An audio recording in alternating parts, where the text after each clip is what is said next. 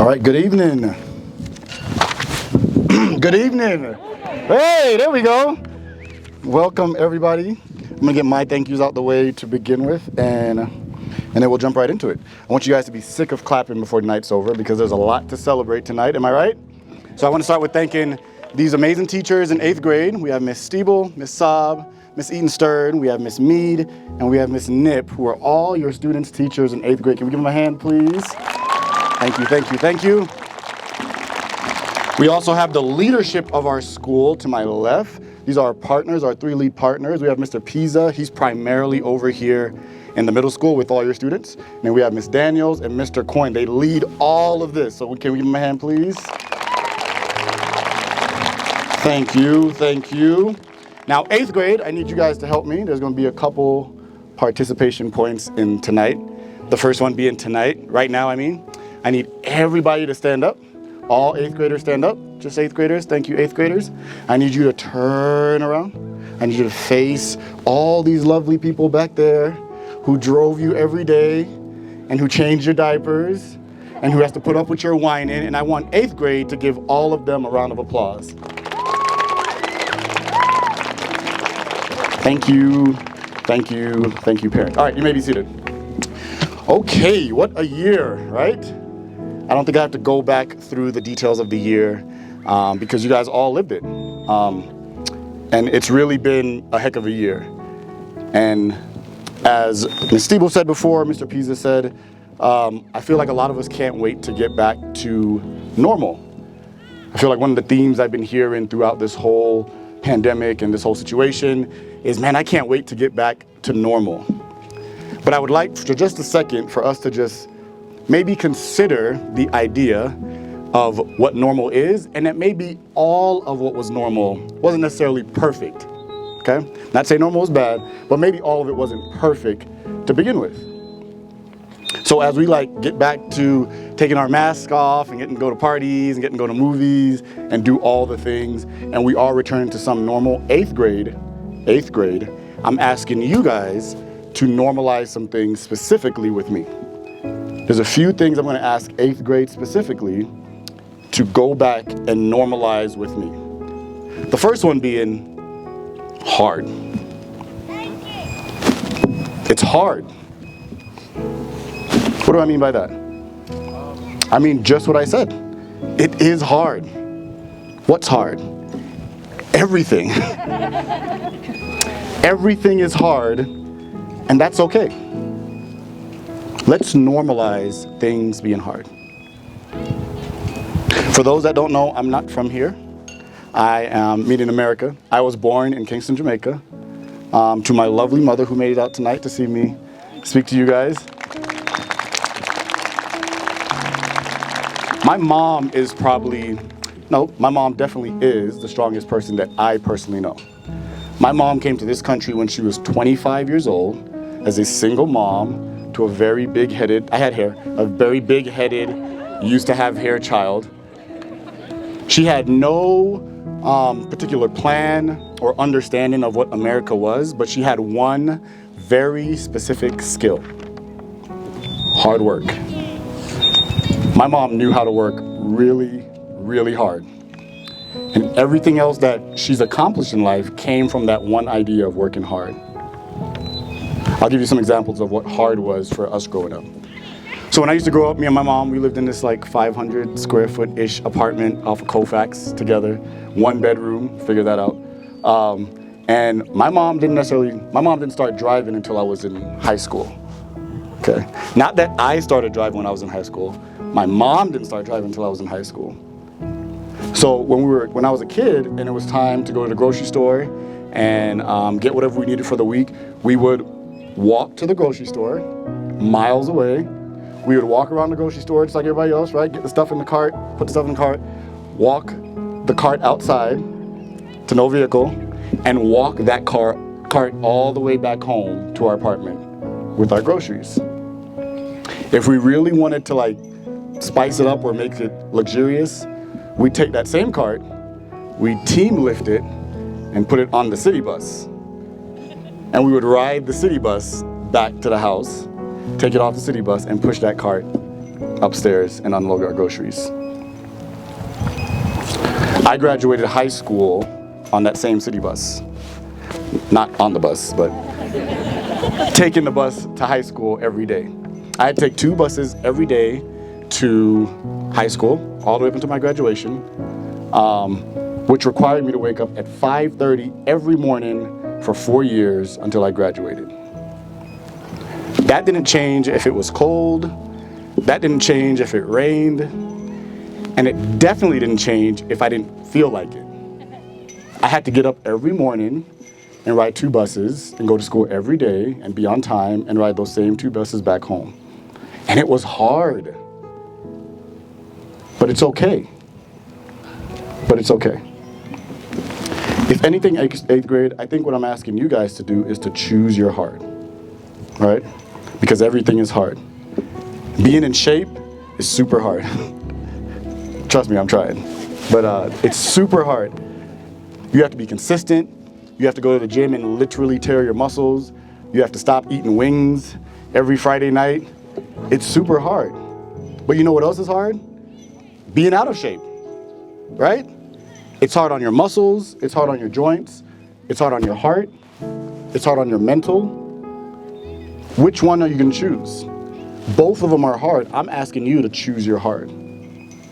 It's hard waking up every Saturday morning with your mom blasting gospel music and telling you it's time to clean the house. Especially after you've been up on, I don't know, Call of Duty all night, or losing in 2K all night, am I right, Moses? Or on Snapchat talking about stuff I ain't got no business talking about all night. And she's loud and music is playing and she's asking you to clean the house. It's hard. You know what's also hard? Roaches. Rats. Getting rid of bugs, that's hard. Choose your heart. I personally never had to go to school virtually, right? I've never had to worry about the neighbor's Wi-Fi being strong enough for me to like lean on it a little bit to get my assignment done, or babysitting my elementary brother or sister, because we both go to the same school and none of us are in school right now. So I have to babysit them, cook their lunch. I have to get my algebra in all in the same day. I've never had to do that.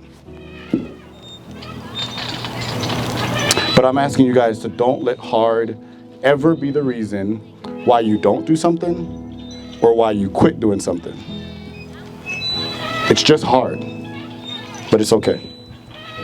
The thing that's hard for you now, 8th grade, is going to be the thing later that gives you an edge. I promise you. This version of hard for you right now is going to be a thing later in life that gives you an edge.